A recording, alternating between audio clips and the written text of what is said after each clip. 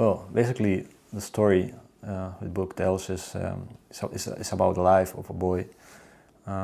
He tells his life in a few days, very critical days, because he has decided to run away from his house because something is pressing him or encouraging him, something very violent, probably, we don't know. He tries to run away, but he is living in a very dry and very dramatic and very hard landscape, and difficult to survive, and he needs some help to survive. And fortunately, he finds the help of an old author. At the beginning, the author rejects him, but while they are walking together, they are establishing a kind of relationship of survival, mutual survival. Together, will escape from a common menace that is pursuing to the both of them. Mm-hmm. Why I decided to write this novel? At the beginning, I remember the beginning as a very not a very special motivation. I just wanted to finish the novel, complete the novel as a writer, because I was writing for a long time, a lot of short stories. I decided to jump to the big format, the classical format or canonic format for literature, that is a novel. And I decided to write, and I looked for a theme or motivation. I found it in a note that I had in a notebook that I had, and the note says something like, "What should happen to a boy who decides to escape or run away from his house? What should happen for the boy decide to don't come back?" That's the beginning of the story, of the process of writing. I was working for several years in this small seed until become a novel that is presentation now. Is the story based on your own experiences in some way that you? No, absolutely no. It's total fiction. Of course, when you write, you use your experience, but not exactly for the subject or for the things that happen to the boy or the other characters. I've used my experience to describe the background or the landscape or the smells or that kind of things, but no, exactly the story. It's a very dramatic story. Fortunately, it's not my story, and not the story of anybody that I know. But I took for example, the more cruel parts of the story are taken from the news. Not happened to me or my family, but happened, and everybody knows that kind of thing happens. Can you tell us something more about the role of religion in this book? The role of religion is not the main character, the religion, but it's important because in that age in Spain is a very Catholic, or is an absolutely Catholic country. The tradition is the Catholic tradition.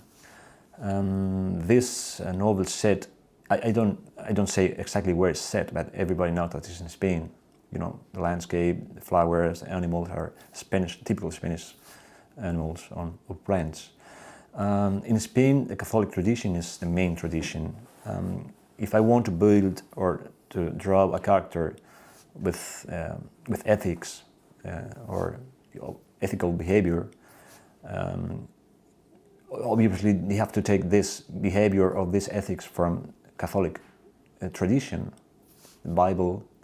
That's one of the reasons it's coherent with the story with the character, with the time and with the country. And the second one is because I think the Catholic religion, another as well, have a very powerful symbols.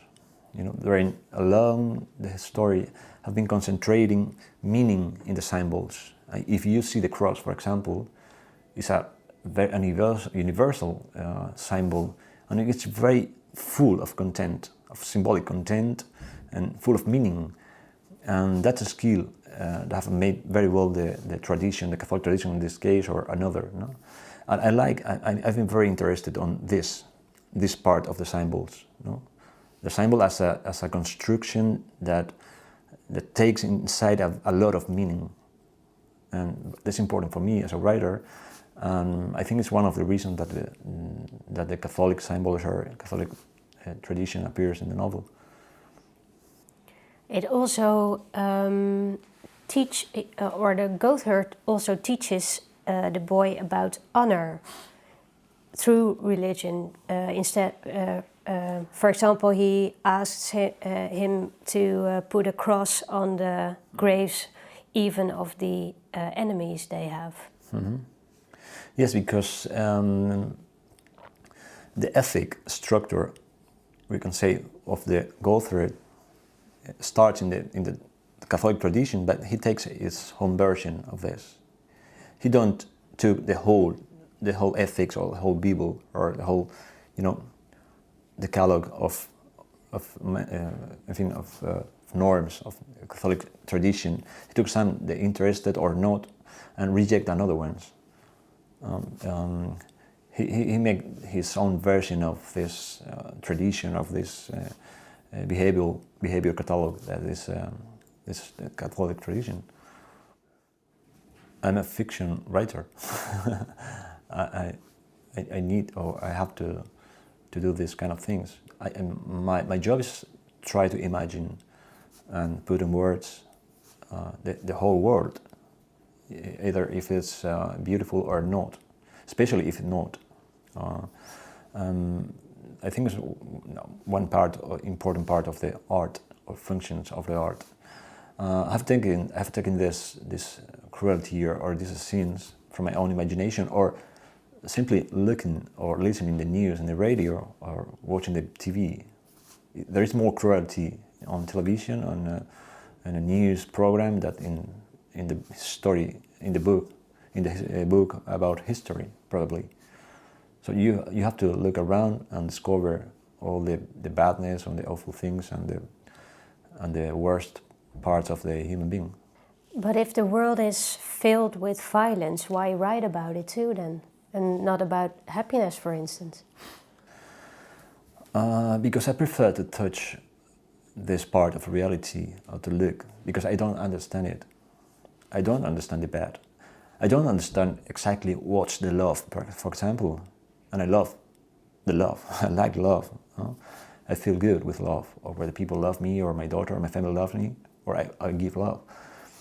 I don't understand, but with the bad things of the life, I don't understand anything about. How is possible, for example, the Nazism, for example, how is possible, or how is possible the cruelty of a man or of a father who lent his boy to be abused for another person? What happened there? I can't understand, and I have showed this on television 2 weeks ago in Spain. Again and again, these kind of things. The hell is around us. I don't understand. And I need to express, and I need to investigate in order to make a comprehension or understand these kind of things. Probably that's the reason. And do you understand better now? No. No, I don't understand. I need to follow writing, probably, or no, I don't know. But I think my obligation is try to understand. But for me, it's impossible. I can't understand some things. I can't. But I think we have to be valiant to look the reality as the reality is. Not trying to make up the reality and make the reality like something pink or always happy. Life is not always happy. Life don't care if you are dying or if you are alive or if you are suffering or in a happy way of your life. I like this vision of the life as well. Is the thing? It's like this delivery of this world. It's the world. It's no more. It's there. It's a world. It's nothing. You can convince a world to fall out or come here or no. It's the reality, and I want to look the reality directly, trying to understand, trying to explain, trying to extract the beauty of the reality as well, of course. Sometimes it's disturbing for me to write about violence. It's really disturbing because I feel sometimes very close with the characters that are suffering, are fictional characters, but are my characters. It's like a son or daughter. No? Sometimes I feel very close with them, and every time it's disgusting for me to write about violence or cruelty. But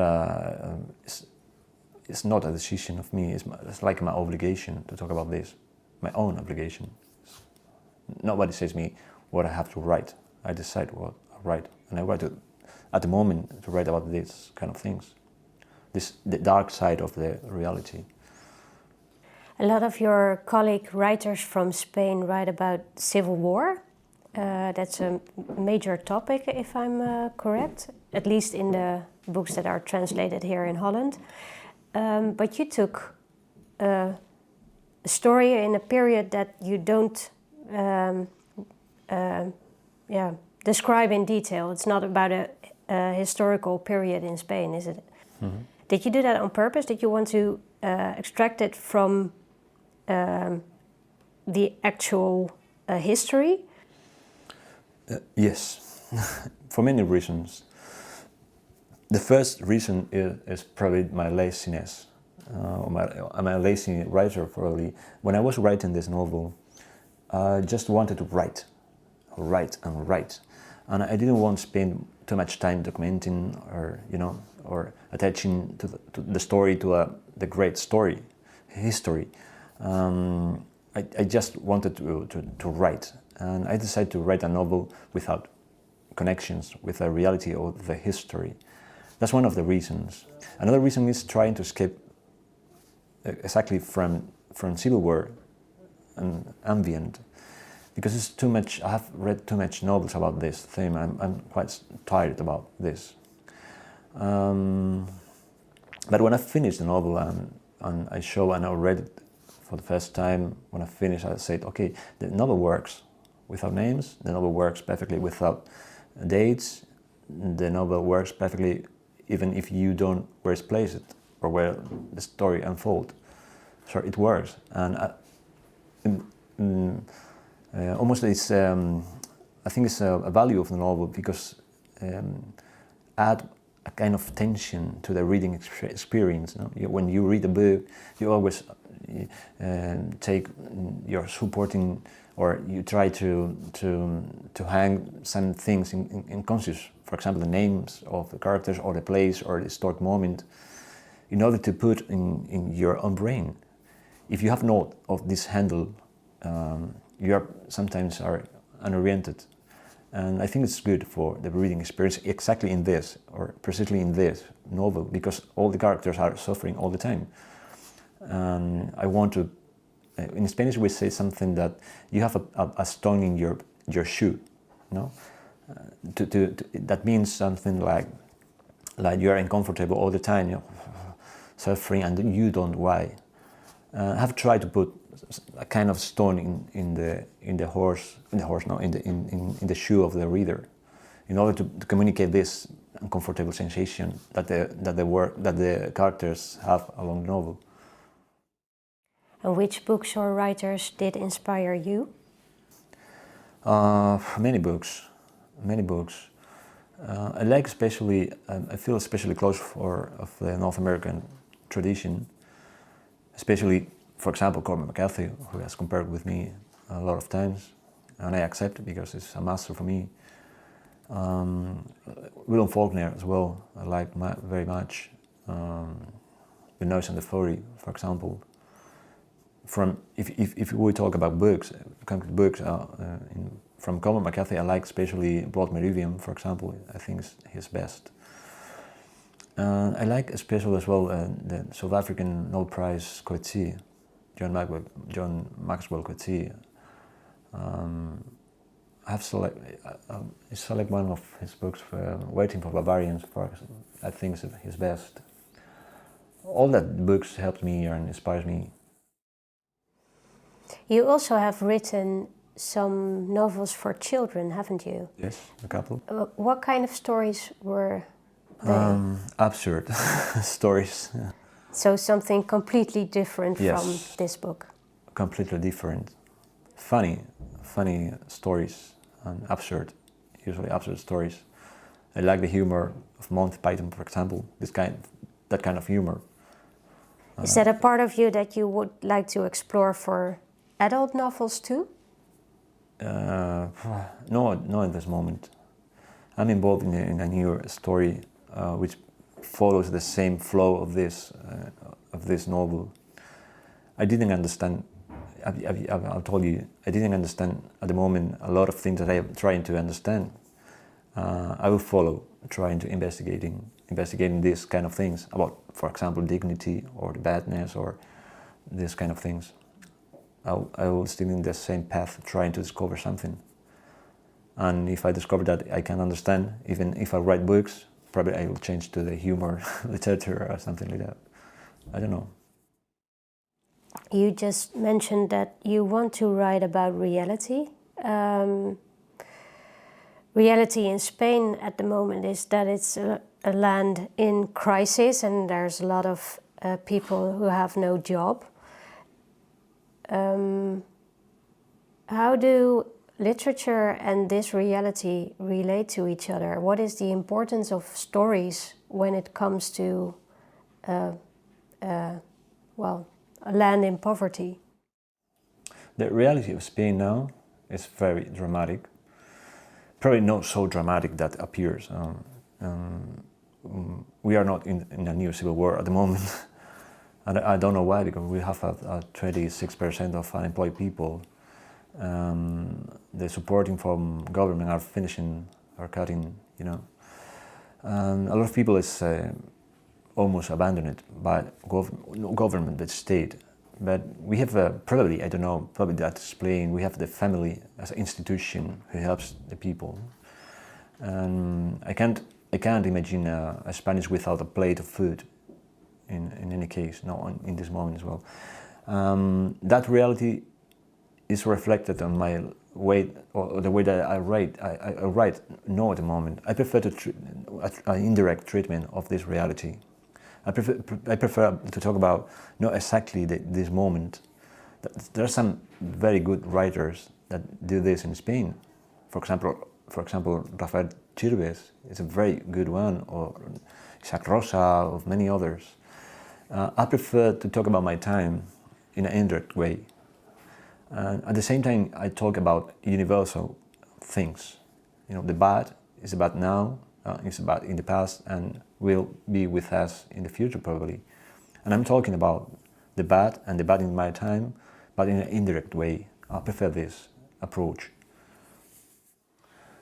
I think there are different roles. One of the roles probably is give consolation, or telling the story. Another is trying to offer answers from the reality, because the writer have a privileged position to observe the world that is around. He's not running from the work to by streets and by taking the subway and caring for what is have a very long time every morning to be seated and calm and quiet and observe.